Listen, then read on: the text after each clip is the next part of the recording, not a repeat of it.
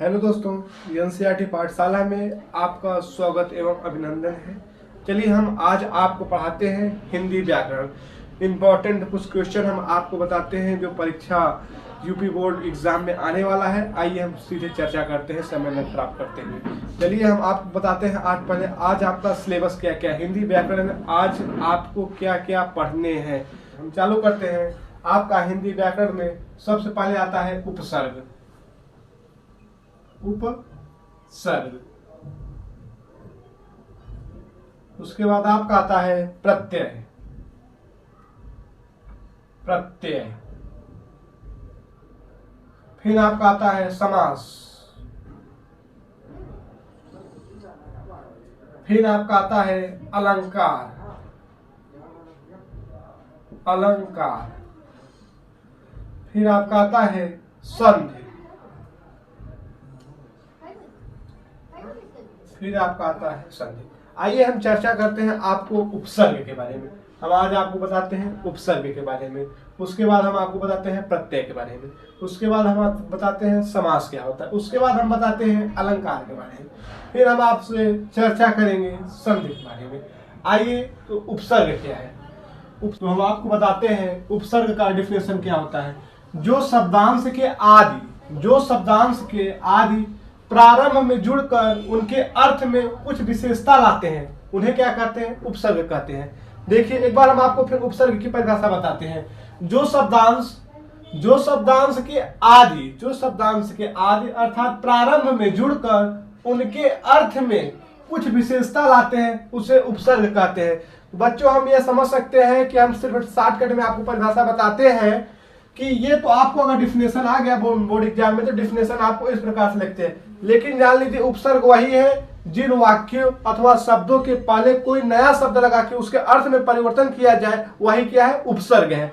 उपसर्ग 22 प्रकार के होते हैं। आते हैं हम पहले देखते हैं आपका उपसर्ग। पहला उपसर्ग आता है आपका प्र। इससे एक नया शब्द की उत्पत्ति होती है। प्र से प्र होता है अति, परा,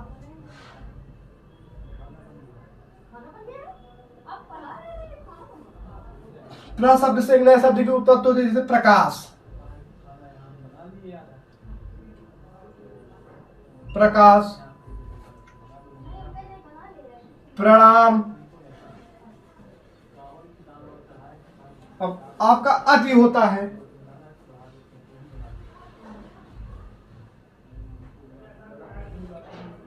अतिकार,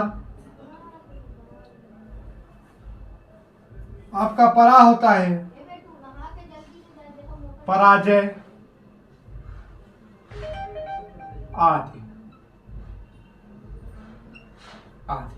आइए हम आपको बताते हैं ये क्या है। इसमें आपका अगर पूछा जाए कि उपसर्ग क्या है, ये प्र क्या है, उपसर्ग है। अति क्या है, उपसर्ग है। परा क्या है, उपसर्ग है। इसी प्रकार से आपके से और आगे आपको उदाहरण बताते, जैसे मान लीजिए ये अभी क्या है, उपसर्ग। इससे हमने एक नए शब्द की उत्पत्ति की, जैसे इसको अभी को हमने जोड़ दिया मान के साथ, तो ये क्या हो गया, अभिमान।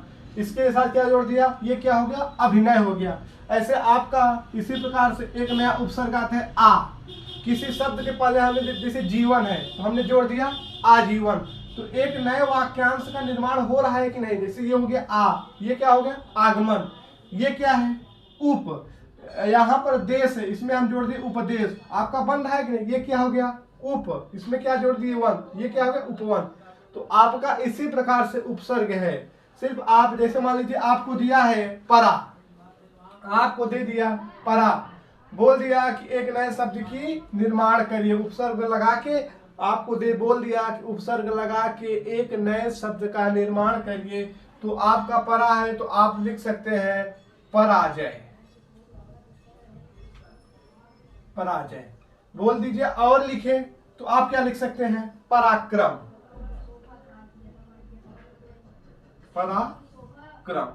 चलिए ठीक है, हम आपको आगे देते हैं। मान लीजिए आपको इसी प्रकार दे दिया प्र, एक उपसर्ग आपको दे दिया प्र, बोल दिया नए शब्द, उपसर्ग लगा के नए शब्द की गणना कीजिए, तो आप क्या लिखेंगे, प्रकाश। प्रकाश। आगे लिख सकते हैं प्रतिदिन। प्रहार, प्रहार आदि। इसी प्रकार आपका उपसर्ग दे दिया सु, आपका उपसर्ग दे दिया सु, तो आप इसमें क्या लिख सकते हैं? सुजन। आप इसमें क्या लिख सकते हैं? सुजन। और उसके आगे आप क्या लिख सकते हैं? सुगम, सुगम। तो चलिए एक बार हम समय न नष्ट करते हुए, जो बच्चों को समझ में आ गया ठीक है, जिसको नहीं समझ में आता है हम आपको फिर से बताते हैं। चलिए ठीक है, हम आपको पढ़ा रहे हैं उपसर्ग। उपसर्ग की परिभाषा एक बार पुनः बता देते हैं। जिन शब्दांशों के आगे जुड़कर एक नए शब्द की रचना हो, गणना हो, उसे हम उपसर्ग कहते हैं। उपसर्ग हमारे 22 प्रकार के होते हैं, जैसे प्र होता है, परा, अप, शम, विष, अंग, इसी प्रकार के हमारे उपसर्ग होते हैं।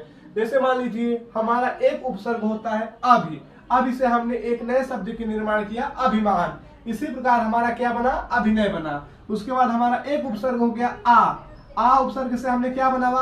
आजीवन, आगमन। इसी प्रकार से हमारा एक उपसर्ग क्या है? उपदेश से हम, हमारा यहाँ क्या है? उपदेश, उपवन। हमने नए शब्द का निर्माण हो रहा है कि नहीं हो रहा है? चलिए उसके बाद हम देखते हैं परा क्या है? परा से हमने एक नए शब्द का हमने निर्माण किया, पराजय, पराक्रम। उसके बाद हमारा आता है सुजन, सुगम।